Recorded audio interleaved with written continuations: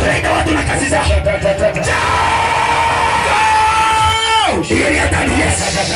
Yes. Kuna watu watatomoka kwenye makaburi ya mababu, kwenye makaburi ya mizimu. Kuna watu watatomolewa kwenye midomo ya njoka. Kuna watu watatolewa na fedha zao na hizo dola nazoziona.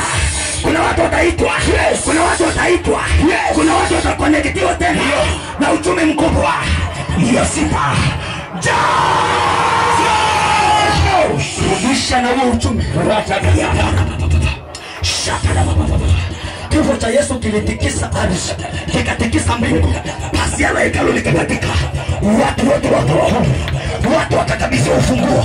Kanisa likapewa ufunguo wa mamlaka na ufufuko wa Yesu. Inamaanisha ni ushindi wa kanisa. Kristo yu hai. Kristo yu hai. Anakuja kufufua uchumi wako. Anakuja kufufua kwa jina la Yesu. Yes. Be connected, be connected. Kuna watu watachomolewa. Kuna watu makaburi yatawatapika. Kuna watu jeshi